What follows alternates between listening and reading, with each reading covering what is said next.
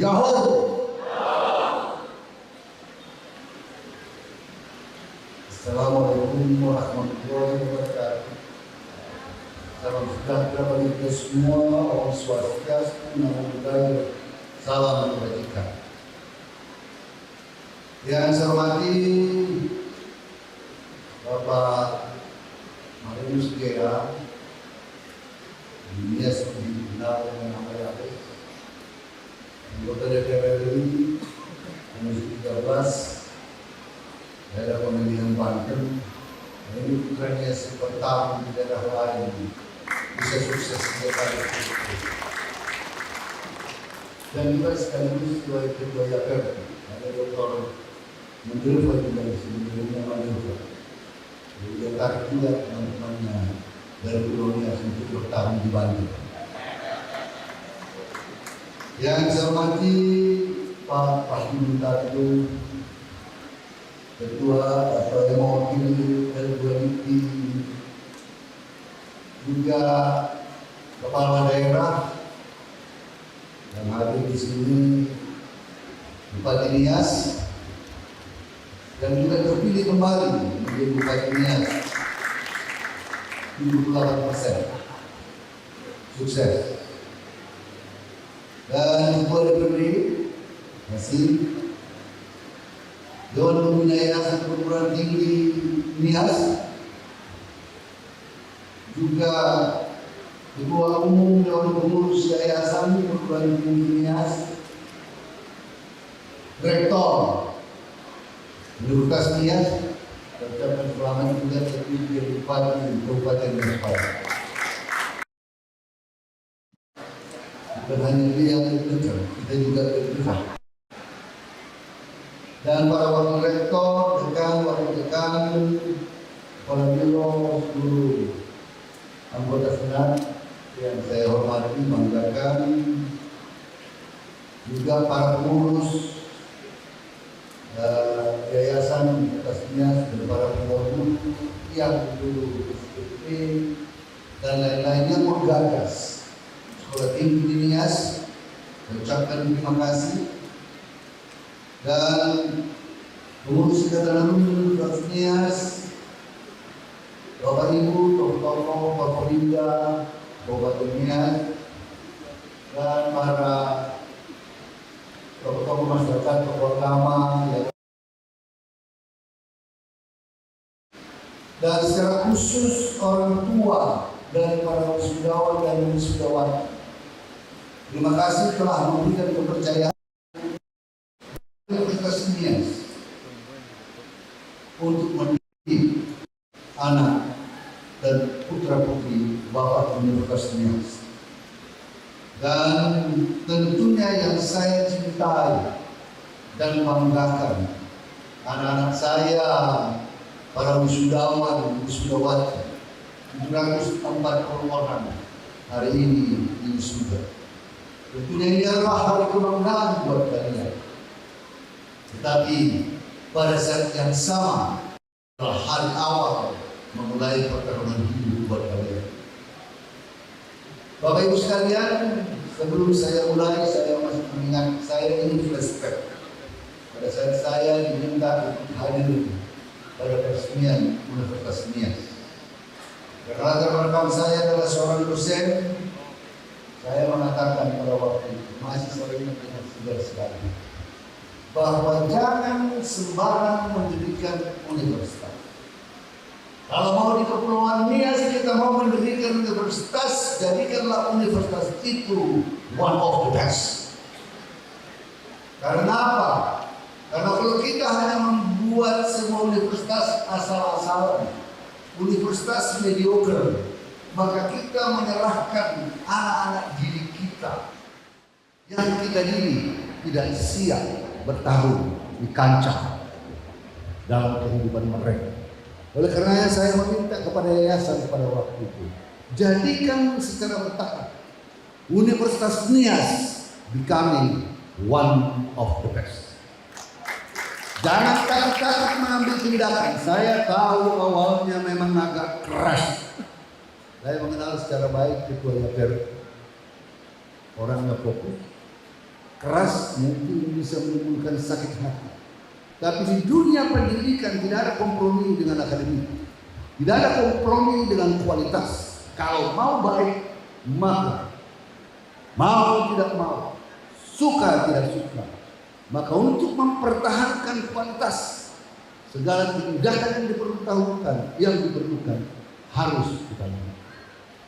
Saya merasa senang Pak Rektor Yayasan sebagai salah satu orang warganya, sebagai seorang dosen, saya merasa senang secara bertahap.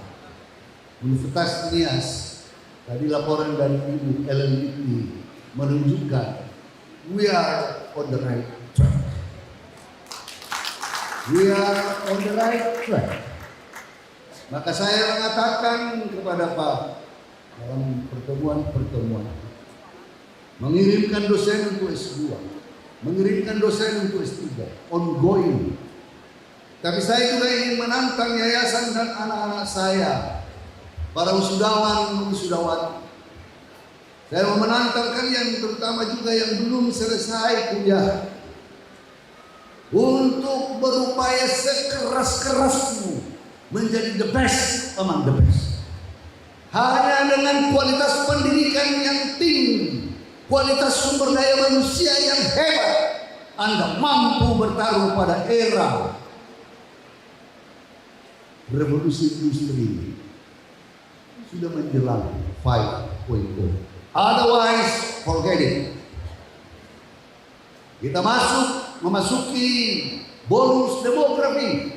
Tadi Pak Rektor sudah mengatakan umur 15 sampai 64 tahun, 60% penduduk menjelang tahun 2020 sampai 2030 kita memasuki bonus demografi, di mana umur produktif kita harapkan menjelang Indonesia emas akan bisa mengungkit Indonesia, sumber daya manusia yang mengungkit Indonesia masuk ke Indonesia emas menjadi one of the leading country in the world, the fifth, at least the 10th biggest the country in the world. Tetapi bonus demografi bisa merupakan suatu keberuntungan besar bagi sebuah bangsa, tetapi juga bisa menjadi sebuah kutukan kalau sumber daya manusia yang 60% itu menjadi beban negara, karena sumber daya manusianya adalah sumber daya manusia yang mediocre, tidak bekerja keras, tidak petarung sejati. Maka oleh karenanya saya mengajak para mahasiswa Universitas Nias. Saya sudah mengatakan kepada Ketua YAPERKI, kepada Pak Rektor, berikan beasiswa kepada yang terbaik, lulus yang katanya juara pertama, kedua. Kalau kita mempunyai dana di setiap fakultas, berikan kesempatan menjadi dosen. Dan yayasan, kita semua tokoh-tokoh masyarakat Nias, usahakan dia belajar mendapat LPDP, belajar memperoleh S2, S3 di luar negeri. Saya tidak mengatakan bahwa S2, S3 di dalam negeri tidak baik, tetapi pengalaman, tantangan, kemampuan Anda akan diuji. Punya networking yang luas kalau saudara-saudara, anak-anak saya, adik-adik saya belajar menuntut ilmu di luar negeri dan kembali memperbaiki Universitas Nias dan tentunya kepulauan. Jadi siapa yang terbaik? Tentunya saya berharap di dalam pendidikan negara model-model KKN. Sewaktu saya dosen, mahasiswa saya tahu benar dengan saya urusan pendidikan. Tidak ada kompromi soal nilai bagi saya. Tidak ada saya mengatakan skripsi dan lain-lain, tidak ada kompromi buat saya. Yang menciplak yang lain-lain, get out of my room. Tidak ada, karena pendidikan itu menentukan bagaimana saudara ke depannya. Tantangan ke depan sangat berat. Lengkapi dirimu sebaik-baik. Mengisi Indonesia emas. Perjalanan hidupmu adalah ditentukan dengan step-step yang kamu mulai dari sekarang. The journey of 1,000 miles begins with one step. How you step one step at a time, becoming a good step, a good moving forward.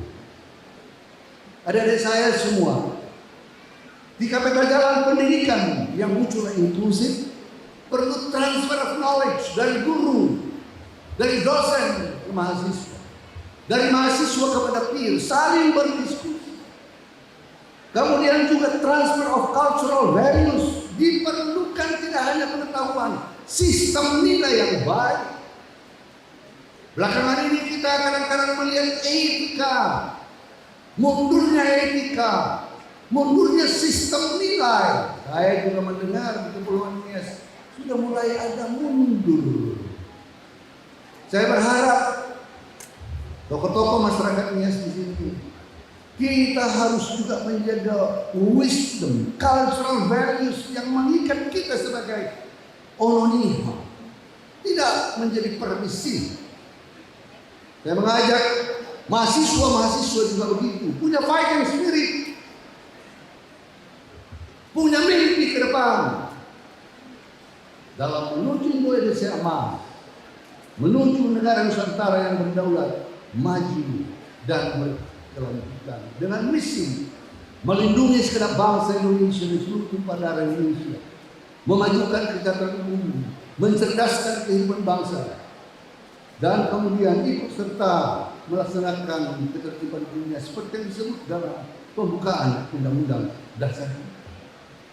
Maka peran ini ada pada bonus demografi, pada orang-orang yang produktif dan anak-anak saya mahasiswa.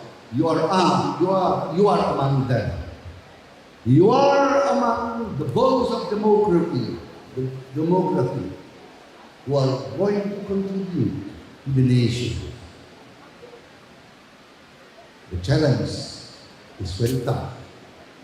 Whether you survive or not. Apakah Anda, karena Anda bertarung bukan di antara orang-orang lemah, Anda bertarung di antara the best of the best, di antara orang-orang terpintar, survival of the fittest. Kalian adalah menjadi calon pemimpin ke depan. Siapkan dirimu untuk itu.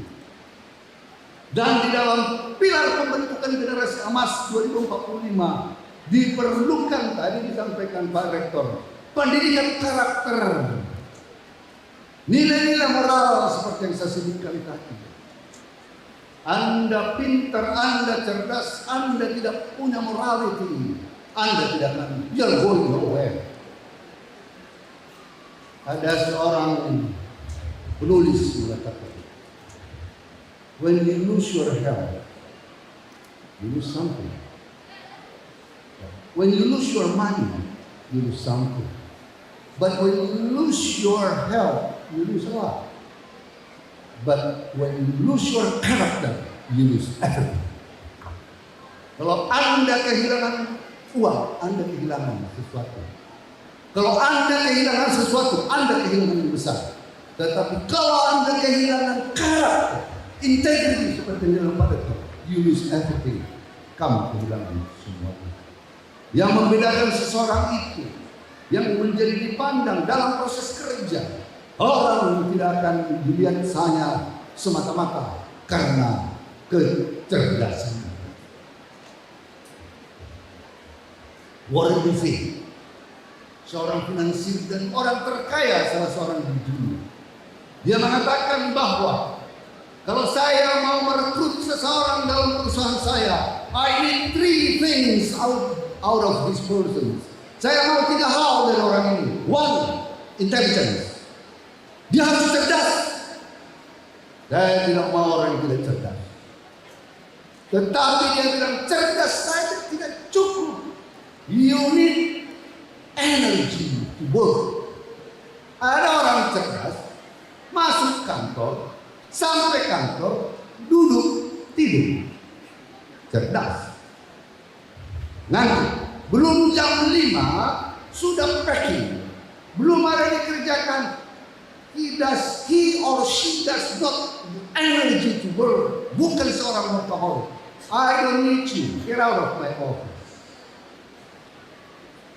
Anda cerdas, I don't care. Tapi kamu menjadi beban kalau saya gaji untuk ada di sini. You need energy, smart and has the energy. Itu dia bilang workaholic. Kalau Anda pergi ke negeri China, produktif, mengapa China maju? Saya beberapa dalam 1 tahun ini 2 kali ke sana. Hebat sekali mereka. Karena produktivitas seorang pekerja Indonesia dibandingkan China way beyond. Mereka workaholic, nggak langsung hidup waktu, buat produktivitasnya tinggi. Itu sebabnya mereka lompatannya bukan tanggung-tanggung. Maka Warren Buffett benar, cerdas, punya energi. But dia bilang, the third one is integrity. When you don't have the third one, I don't care whether you have the first one or the second one. Dia bilang, kalau kamu tidak punya integritas, saya tidak peduli kamu mau cerdas atau punya the power to work. Because di tangan orang cerdas, di tangan orang yang punya energi kerja berat, tidak punya integritas, daya rusaknya besar. Sudah pintar, sudah bekerja keras, tapi tidak punya integritas, otaknya hanya mikir bagaimana ciak kaliau, kata orang Medan, dengan cara-cara yang tidak halal. Tetapi kalau di tangan seorang cerdas, di tangan seorang yang punya daya kerja yang sangat hebat dan punya integritas, that's the one I want to work in my office. Dan inilah orang-orang yang akan mampu bersaing di tengah-tengah globalisasi, masuk ke arus Industrial Revolution 4.0 going to be 5.0. Maka dalam dunia berkembang ini sekarang ini, dalam perubahan zaman, ada volatilitas, perubahan yang cepat dalam globalisasi, sekularisasi yang semakin meningkat. Itu sebabnya saya bilang values, nilai yang penting. Ada ketidakpastian di dalam arus global sekarang. Kita lihat dunia ke depan, ada perang, potensi Timur Tengah dan lain-lain. Kalau ekonomi nanti bergejolak, tentu tantangan kepada anak-anak saya, adik-adik saya di sini akan semakin besar. Maka seleksi alam untuk masuk ke pasar kerja akan lebih besar. Oleh karenanya, you prepare yourself well and very well. Gak cukup hanya sekedar dalam menghadapi tantangan zaman yang berat ini. Diperlukan ketangguhan, kemampuan. Jangan kalian pikir kalian sudah sarjana sekarang. Saya agak keras. Jangan adik-adik sudah berpikir bahwa saya sudah sarjana sekarang, sudah punya ilmu, sudah top atau top. No. Anda baru di awal. Kamu harus terus memperbaiki diri, terus mengembangkan ilmu pengetahuan, belajar, keep learning, never stop learning, because the challenge is very heavy. Terus kamu belajar sekeras-kerasnya di masa depan. Kamu sekarang menamatkan pendidikan anak-anak saya. Syukuri itu. Kamu harus pertama-tama bersyukur kepada Tuhan dan kepada orang tuamu.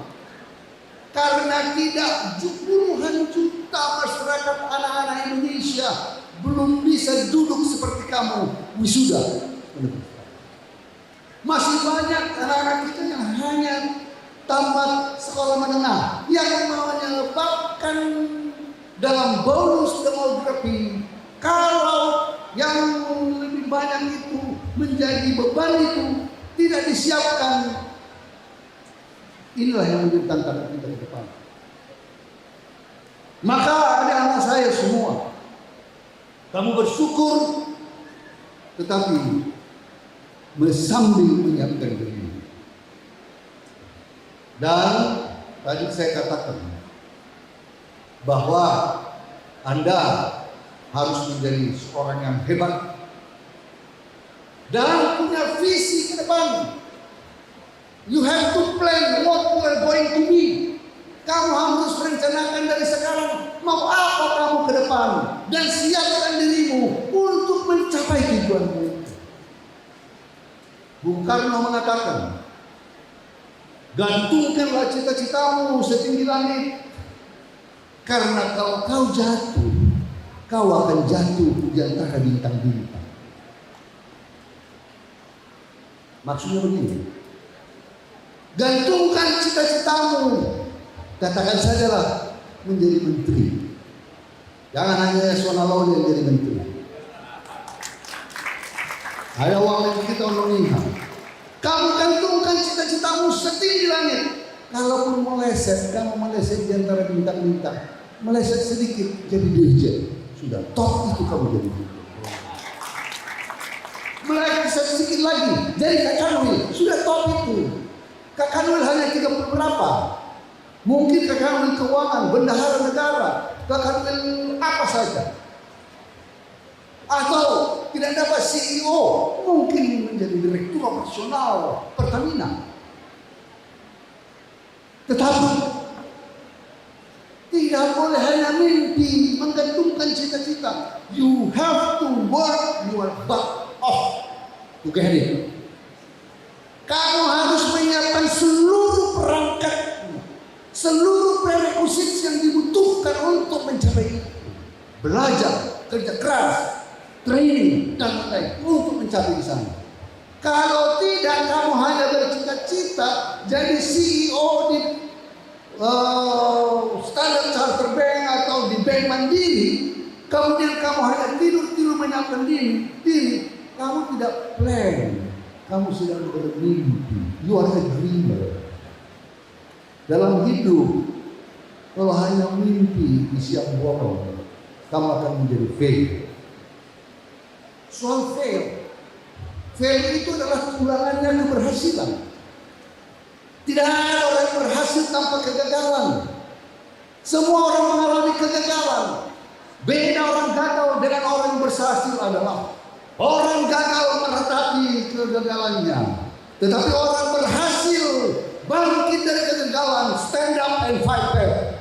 Fail, stand up and fight back.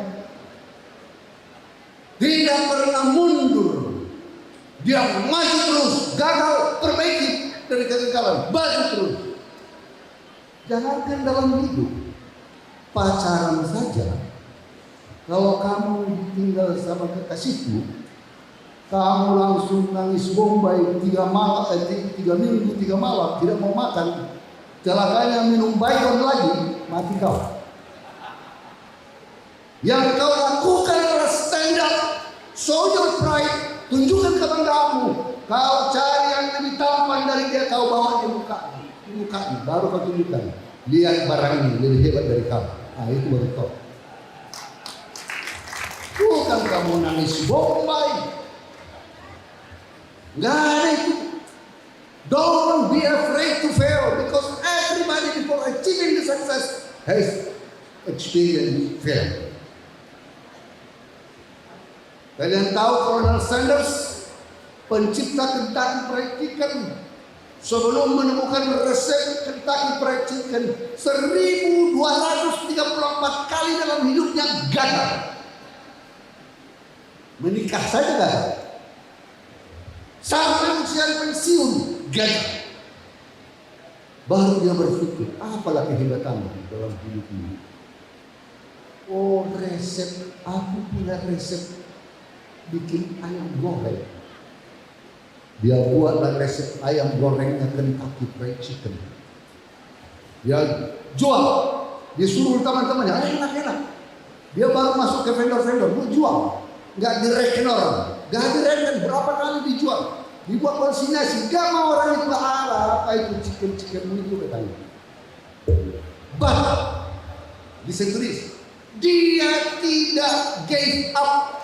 Dia tidak menyerah. Dia jalan terus, dia jual, dia jalan terus. Lama-lama orang yang merasakannya good dan mulai berkembang, mulai diterima di vendor. In 10 years time, he was become a millionaire in United States. 60-an tahun mulai gagal, tapi dia disadar, Tuhan sudah menjadi milioner. Pencipta Honda mengatakan keberhasilan hanya 1% dari 99% kegagalan. Thomas Alva Edison ribuan kali gagal sebelum menemukan lampu hijau. Einstein berapa ratus kali membuat percobaan baru menemukan teori relativitas. Gagal. Oleh karenanya, never afraid to fail. Jangan pernah takut gagal. Yang perlu kamu bangkit, siapkan dirimu, taruh. Keep learning, never afraid to fail. When you fail, you stand up, fight back, improve yourself. Itu yang penting sama kamu. Maka anak-anak saya semua, bila mencapai tantangan zaman, sekarang adalah era revolusi industri, dan tidak ada lagi orang nanti yang tidak boleh tidak tahu tentang IT. Tidak boleh orang tahu lagi. Pokoknya dalam dunia ke depan, everything is digital. Oleh karenanya, kemampuanmu dalam menggunakan teknologi informasi, gunakan semaksimalnya. Siapkan dan komplitkan dirimu. Jangan hanya kemampuan digital untuk medsos. Buat medsosnya lagi nggak ada etikanya, maki-maki lagi. Itu bukan budaya kita. Tetapi yang penting buat kamu, siapkan dirimu, mampukan dirimu dengan baik, sehingga kamu mempunyai potensimu itu bisa kamu explore dengan baik, sehingga kamu bisa bersaing di antara yang lain-lain. Sekarang di sini ada 740 orang. Saya berbicara dulu di antara kalian. 740 orang ini akan masuk pasar kerja. Ini soal realitas. Maka kamu akan bertarung di antara kamu. Siapa yang berhasil? Siapa yang berhasil adalah orang yang mengequip dirinya, memampukan dirinya, mengisi dirinya, membuat potensinya lebih baik dari yang lain. Karena kalian bersaing di antara orang-orang yang terbaik. Anak-anak saya, ini motivational daripada kalian. Indonesia yang masih ini bukan omong kosong. Kita ingin mencapainya. Tetapi dalam mencapainya, generasi muda Indonesia harus kita siapkan secara penuh. Dan anak-anak saya sekalian, saya juga mau menyampaikan beberapa catatan dalam hidup. Kamu masih muda. Kamu masih muda sekali. Ada pelajaran hidup. Stephen Covey mengatakan ada 4 hal penting dalam hidup, 4 L. To live, to love, to learn, to live a legacy. To live, untuk hidup. Dia bilang hidup bukan hanya untuk hidup. To live is not just for a living. Sandang, pangan, minum, dan lain-lain. Living a life is more than just to eat, to have food, dan lain-lain. Tetapi Anda juga perlu to love, mencintai keluarga, mencintai sesama, mencintai komunitas, mencintai lingkungan.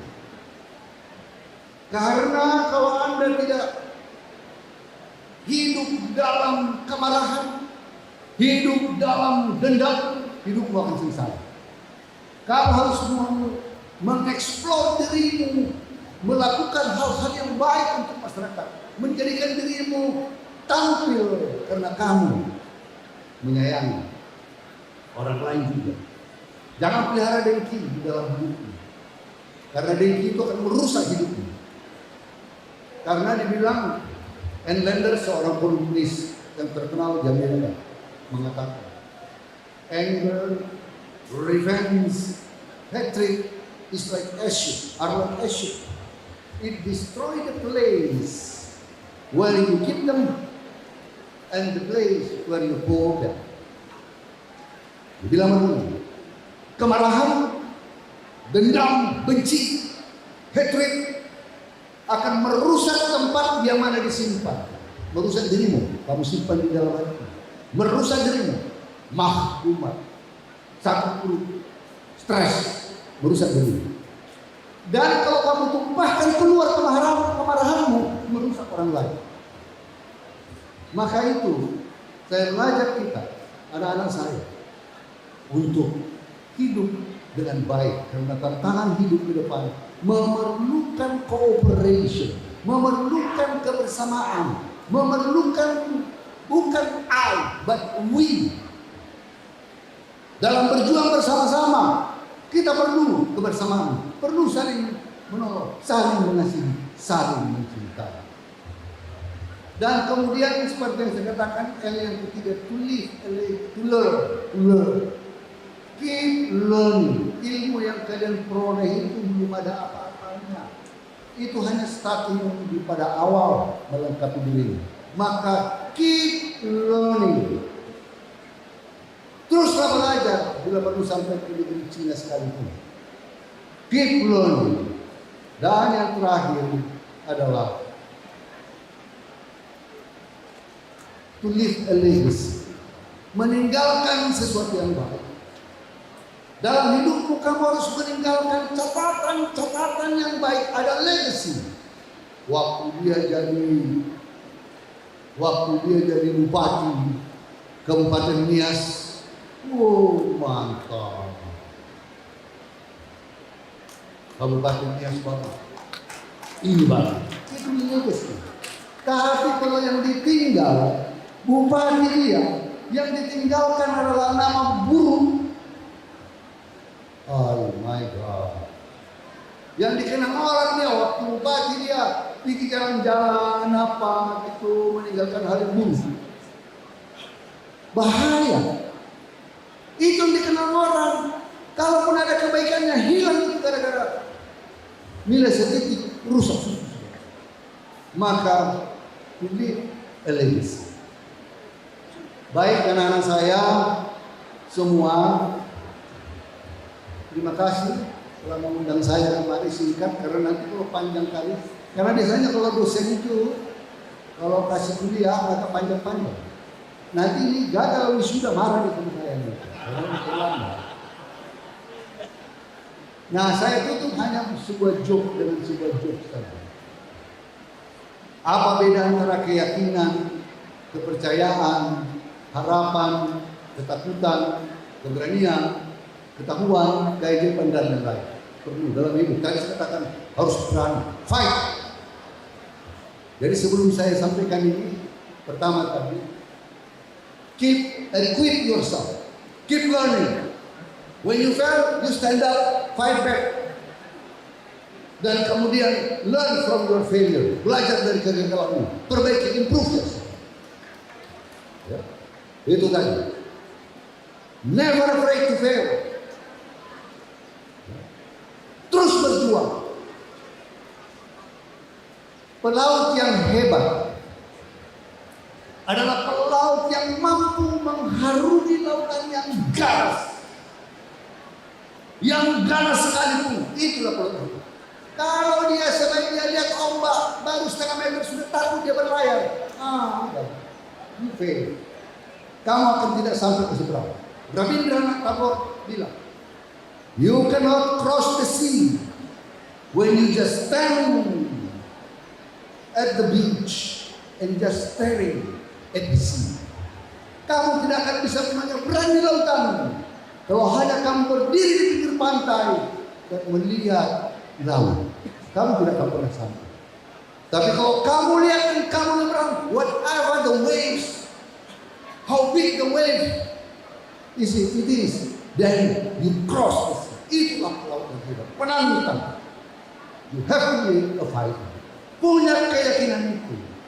Dan saya percaya anak-anakku sekalian akan menjadi orang-orang sukses. Remember, gantungkan cita-citamu setinggi. Kalau kamu gagal, kamu jatuh di antara bintang-bintang. Ya, itu Bung Karno bilang. Jadi bermimpilah jadi Presiden Republik Indonesia.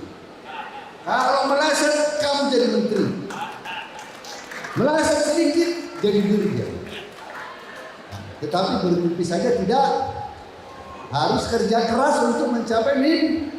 Kalau tidak namanya pemimpi, a dreamer saja. Baik, terima kasih. Apa itu keyakinan? Saya buat dengan contoh. Keyakinan itu contohnya begini. Kalau sudah berbulan-bulan tidak mudah, orang mengadakan istiqosah, kawan saudara kita muslim, atau membuat KKR 2 supaya mudah. Tetapi hanya ada satu orang yang membawa pahit. Yang lain itu hanya berdosa. Nah, yang satu orang ini namanya keyakinan. Kalau sudah berdoa dalam istiqosah hujan lebih, dia punya keyakinan. Ini namanya keyakinan. Kalau ada berdoa yang punya keyakinan, ya itu hanya formalitas saja. Kopi dalam istiqosah, dalam katakannya jawab paling karena doanya dan itu menjadi karena dia yakin. Karena dia punya keyakinan, Tuhan akan menjawab. Itu namanya keyakinan. Kalau kepercayaan, kalau seorang bayi dilempar ke atas, dilempar, tinggi ke atas, bayi itu akan tertawa-tawa. Oleh bapaknya dilempar, dia akan tertawa-tawa. Kenapa? Karena dia yakin, dia percaya bahwa ayahnya akan menang. Hari ini namanya kepercayaan. Karena tidak mungkin ayahnya melempar lucu rasanya, tapi dilepaskannya ke tanah. Dia percaya. Hari ini kepercayaan. Harapan. Kalau harapan itu, setiap orang kita kalau ada kerja besok, malam kita tidur, kita tidak tahu besok pagi kita dijemput saat hari atau tidak. Tetapi kita tidak membawa alarm supaya bangun jam 5 pagi seperti kami tadi. Bangun dari Medan. Saya bawa alarm, kalau ketiduran. Karena saya percaya pasti bangun. Jadi saya yakin punya harapan bahwa besok saya akan bangun kembali. Nah, itu namanya harapan. Jadi terus mempercayai, terus membangun keyakinan, kepercayaan dan harapan. Jangan membangun ketakutan. Kadang-kadang kita ketakutan itu contohnya. Kalau Anda seorang yang sudah beristri, bertemu dengan seorang wanita cantik, biasa ini, orang ini, dan sangat ingin pula menikahinya. Ada istri, ada istri. Tapi ini cantik banget ini. Dia tidak berani. Ayo namanya ketakutan. Itu namanya ketakutan. Tetapi kalau sekiranya walaupun ada banyak istri yang anak dan lain-lain, dia tetap menikahi perempuan itu. Dia tetap menikahi perempuan itu. Itu namanya keberanian.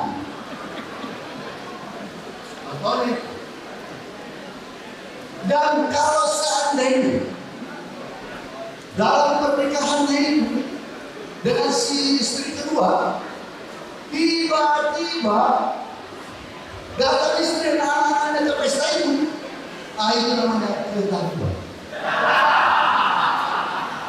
Itu namanya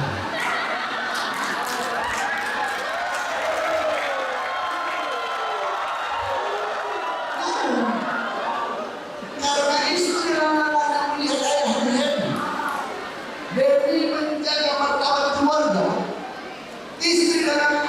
tersenyum-senyum dan merestui. Ini namanya keajaiban.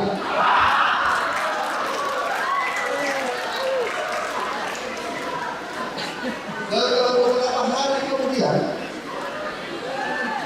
sudah 5 hari di istri baru, pulanglah dia ke istri lama di hari ke-6. Bersiul-siul bangun pagi, bersiul-siul, istrinya senyum-senyum. Apa kabar papa? Baik-baik aja selama hari itu, terima kasih. Maka disuguhkanlah kopi kecintaannya kopi ke-6. Dia minum dengan segarnya, terima kasih sayangku. Tiba-tiba dia muntah-muntah, kejang-kejang. Itu namanya keracunan.